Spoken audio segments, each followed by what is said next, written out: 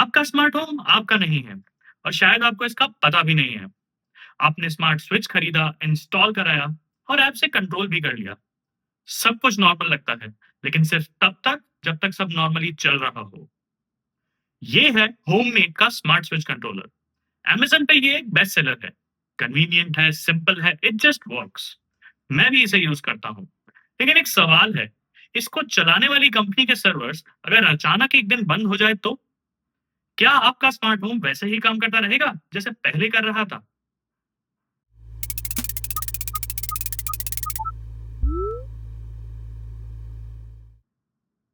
Hello, मैं हूं मोनिल और ये है एक्ट लैब्स।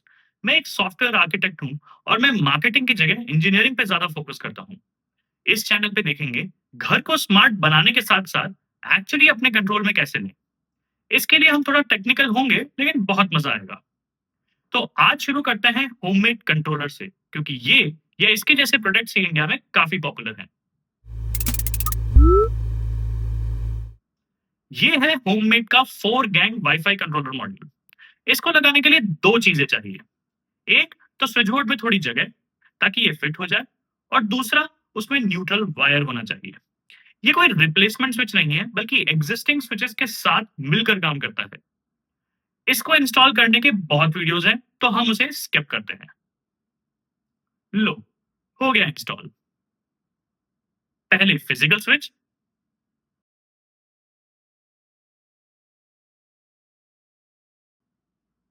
और फिर ऐप से। ऑनेस्टली काफी अच्छा प्रोडक्ट है। जो काम करना चाहिए वो करता है, सिंपल और कन्वीनियंट। लेकिन इसे कुछ टाइम यूज करने के बाद मुझे रियलाइज हुआ कि मेरा घर मेरे ही कंट्रोल में नहीं है। तब मैंने डिसाइड किया मुझे वो कंट्रोल वापस चाहिए और मेरा घर किसी क्लाउड पे डिपेंड नहीं होगा। ये मैंने किया इसकी मदद से। ये है रास्पबेरी पाई 4। लेकिन ये कैसे किया, उससे पहले समझते हैं कि ऐसा क्यों किया। तो समझते हैं ये होममेड जैसे डिवाइसेस एक्चुअली काम कैसे करते हैं। होममेड की अपनी एक ऐप है, होममेड स्मार्ट। लेकिन मैंने इसे एक दूसरी ऐप स्मार्ट लाइफ से कनेक्ट किया है। अब आप सोचेंगे, होममेड का डिवाइस किसी दूसरी ऐप से कैसे पेयर हो गया? ऐसे इसलिए हुआ क्योंकि होममेड के बहुत सारे स्मार्ट डिवाइसेस टूया प्लेटफॉर्म पर बेस्ड होते हैं। टूया एक चाइनीज आईओटी प्लेटफॉर्म कंपनी है जो दुनिया भर के बहुत सारे ब्रांड्स को पावर करती है। होममेड, विप्रो स्मार्ट, एजिएट, सिस्का, ये सब प्रोडक्ट्स अक्सर इसी इकोसिस्टम को यूज करते हैं। लेकिन स्मार्ट होम की दुनिया सिर्फ टूया तक लिमिटेड नहीं है।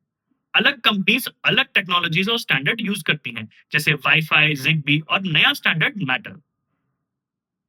और यहीं से स्मार्ट होम का असली चैलेंज शुरू होता है। हर डिवाइस हर दूसरे डिवाइस के साथ नेचुरली कम्युनिकेट नहीं कर पाता। इसी वजह से हमें बाद में होम असिस्टेंट जैसे प्लेटफॉर्म की जरूरत पड़ती है। लेकिन उसे जानने से पहले समझते हैं कि इस अप्रोच के एक्चुअल प्रॉब्लम्स क्या हैं। तो टोटल 3 कंसर्न्स हैं। पहली है इंटरऑपरेबिलिटी। अगर आपके पास अलग अलग प्रोटोकॉल वाले डिवाइसेस घर में हैं, तो वो एक दूसरे से डायरेक्टली बात नहीं कर सकते। हाँ, गूगल होम और एप्पल होम काफी चीजें सिंप्लीफाई कर देते हैं, लेकिन उनके काफी फीचर्स और ऑटोमेशंस आज भी क्लाउड पे डिपेंड करते हैं। दूसरा है रिमोट एक्सेस।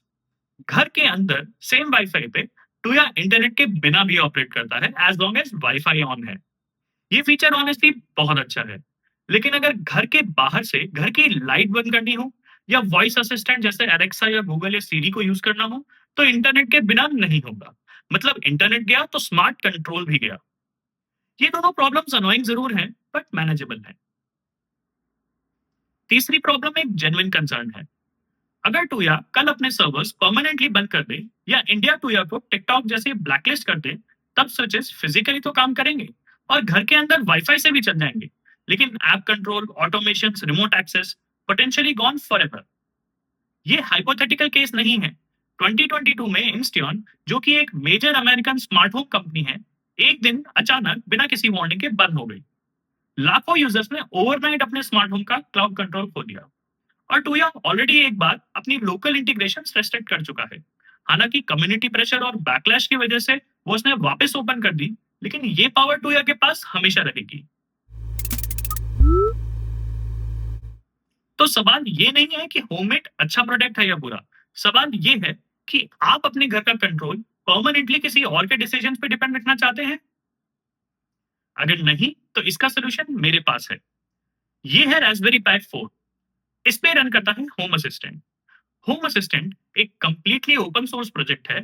ये फ्री है और इसे millions of users globally use करते हैं। और ये आपके घर के अंदर रन होता है, किसी कंपनी के सर्वर पे नहीं। हाँ, इंटरनेट डाउन हो तो रिमोट एक्सेस यहाँ भी नहीं होगा, लेकिन बाकी दोनों प्रॉब्लम्स ये एड्रेस करता है।